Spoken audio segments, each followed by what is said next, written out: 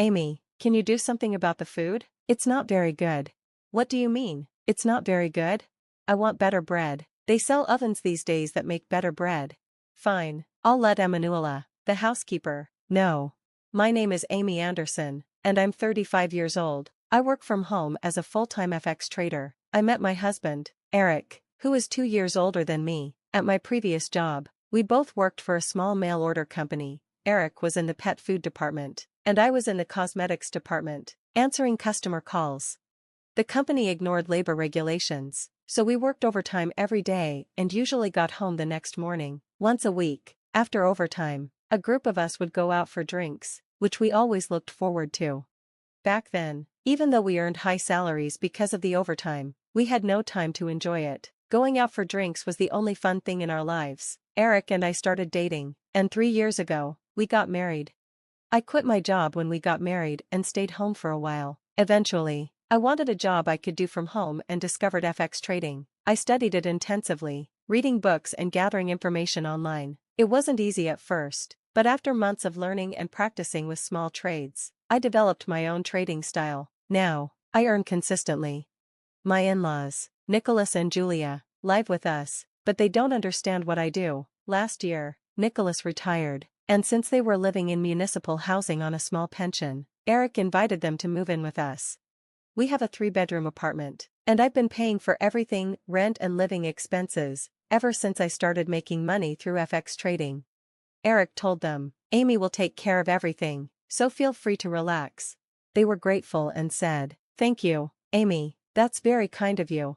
We've lived together since then. I don't do housework because our housekeeper, Emanuela, handles everything. She's an excellent cook and keeps the house running smoothly, which allows me to focus on FX trading and blogging about it. But Nicholas and Julia don't like this. When they first moved in, they were polite and thankful. However, after 2 months, they began to complain. What's the point of having a wife who stays at home but doesn't do housework? She just sits in front of the computer all day. That's not real work. Eric's parents started saying things like, Forex is just gambling. They didn't say it directly to me but kept nagging Eric about it. Since I've been covering all the rent and living expenses, Eric now has his entire salary to spend however he likes. He's become more extravagant in his fashion choices, wearing custom-made suits, carrying high-end bags, and sporting designer shoes. Eric, who loves fashion, was thrilled to be able to indulge in it and had no complaints about my FX trading. In fact, he used to defend me when his parents complained about it, but recently, his attitude changed. One day, Eric said, Amy, you're always in front of the computer, you don't wear makeup, and you're always in sweatshirts. It's so plain and boring. Do I really need to put on makeup and dress up when I'm just at home? I asked. That may work for you, but it's not good enough for me, he replied. Wait, what do you mean? Are you saying I'm not good enough for you just because I'm not dressing up? That's right. Don't you ever want to look nice for me so I can be more attracted to you? Be more attracted to me? You need me to dress up for that? Since that conversation, Eric started complaining about me to his parents. One evening, after dinner, I was about to go to the bathroom when I overheard a conversation in the living room. Eric, what's with Amy? She makes fun of us. Nicholas, she always makes us feel bad. Julia, that's right. She looks down on us because we used to live in municipal housing. Eric, yeah, I feel that way too. And the fact that she doesn't do any household chores feels like her way of saying, I'm different from you. Nicholas, she's just gambling to make money and acts so bossy about it. Anyone can do FX trading. Eric, exactly. Even Amy just studied a little on her own and now makes $80,000 a month. I could do it too. Julia, you're right. Eric, you could do it too. Eric, I don't like how arrogant she is, acting like she works so hard when she's just gambling. And honestly, she's not even cute. Who does she think she is? Though I work from home, Eric and I have always had breakfast together before he leaves for his job. He still works at the same company where we first met and often comes home late. Eric and I used to value having breakfast together as time for just the two of us, but lately, he's been avoiding it, saying things like, I'll just grab breakfast on the way. Seeing this, Julia smirked and said sarcastically, Eric's tired of you because you don't even fulfill your duties as a wife. That's what you get. Amy, what do you mean by duties as a wife, Julia? I asked. If you mean household chores, hasn't Emanuela done them perfectly? That's outdated thinking, I added. Outdated? Julia replied. In our family, we cherish good old customs. Your grandmother-in-law used to discipline me all the time. Discipline? What do you mean? Isn't it enough that the chores are done? I pay Emanuela well for it. This isn't about money, Julia snapped. Do you think bringing up money will shut me up? Just because you pay for all our living expenses, you shouldn't act so bossy and arrogant. Despite saying this, Julia spends a lot of money socializing with neighbors her age and buying expensive high-end bags. Nicholas also uses his entire pension for his golf hobby. New clubs and a golf bag are always by the front door. Meanwhile, I pay for all the rent and living expenses. I can't understand their attitude. Even though I question their behavior, they have nowhere else to live, so I put up with it for now. About a month after Eric stopped eating breakfast with me, he started going on more frequent business trips. He told me he was leading a new department at work and planning to import LEDs from Korea, so his trips to Korea increased. That weekend, while Eric was supposedly on a business trip, I went out for dinner with my old school friend, Lily, at a fancy Italian restaurant. I had been to this restaurant with Eric before. While we were enjoying lunch on the terrace and sipping wine, Lily said, "Hey, Amy, isn't that your husband Eric?" I turned to look and saw Eric inside the restaurant, leaving with a woman. "Oh, maybe I'm wrong," Lily said, trying to cheer me up. "He's supposed to be in Korea, right?" But it was clearly Eric. Every time he said he was going to Korea, it was actually a weekend spent with another woman. The woman with him was petite, cute, and appeared to be in her early 20s, much younger than Eric, who was 37. I recalled Eric once saying to me, "Don't you want me to be attracted to you?" Now, it was clear, my husband was definitely cheating on me.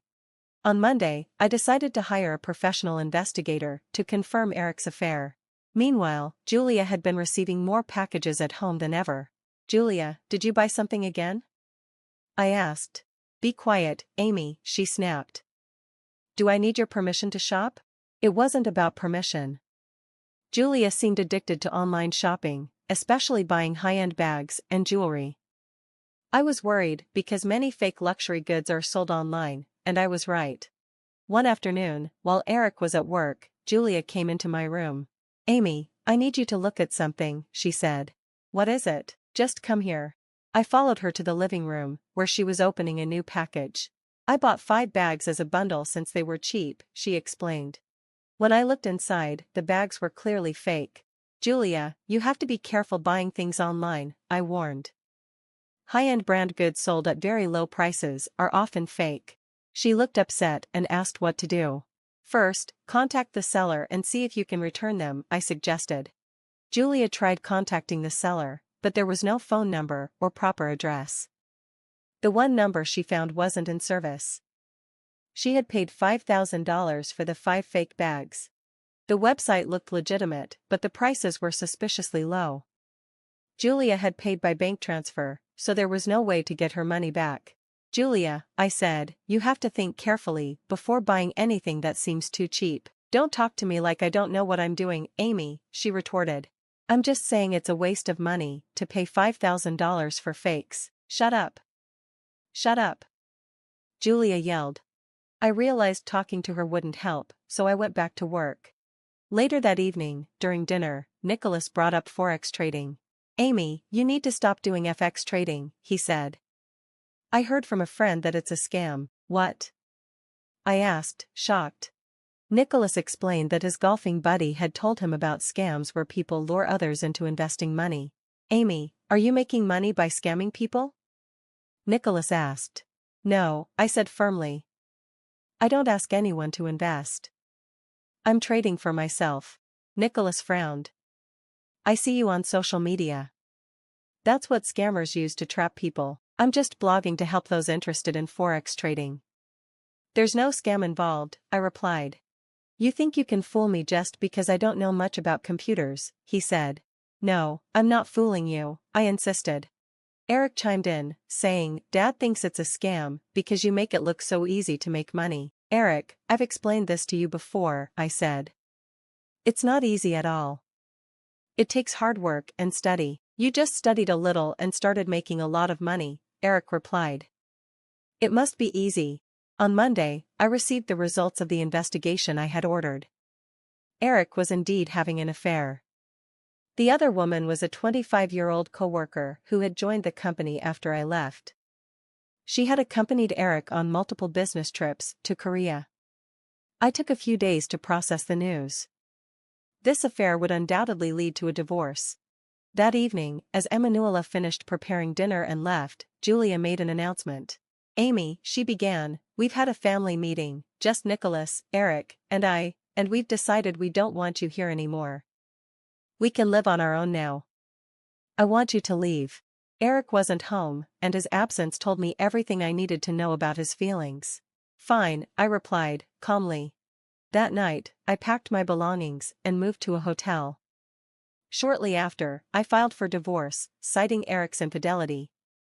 The court awarded me alimony because of his cheating. I rented a cozy one-bedroom apartment and changed the lease on the former apartment to Eric's name. 4 months later, I received an unexpected call from Eric. He wanted to talk. He arrived at my apartment with Nicholas and Julia. I immediately felt a sense of dread. "Amy, we're very sorry," Eric said. "We apologize for our horrible behavior. Please, let's live together again." Nicholas and Julia echoed his apologies, but I was stunned. "What is this about?" I asked. Eric explained everything. After I left, the new LED department he managed had been a disaster. The LEDs from Korea were defective, and a massive recall followed. The company suffered significant losses, and Eric was fired. He then attempted forex trading without any knowledge or preparation, quickly losing all his savings. Nicholas and Julia, too, had squandered their savings. Nicholas had invested in stocks without understanding market timing and lost everything. Unable to pay the rent or move out, they were now facing eviction. "Amy, you're all I have left," Eric pleaded. "Let's get married again. Please give me another chance." "Absolutely not," I said firmly. "Please, Amy," Nicholas added. "We realize we were wrong. We misunderstood you." Even Julia apologized. "I'm sorry for calling you a scammer. I didn't understand forex trading." But I wasn't moved. "No way," I replied. "If you persist, I'll call the police." Realizing I was serious, they finally left. Eric called me twice after that, but I ignored him. I don't know what became of them, nor do I care. As for me, I've started to think about dating again. After years of focusing on my work and dealing with the chaos of that family, it feels like the right time for a fresh start. When I mentioned this to my friend Lily, she offered to introduce me to someone she knows. We're meeting tomorrow, and I'm genuinely excited about this new beginning. Here's to turning the page and embracing what's next.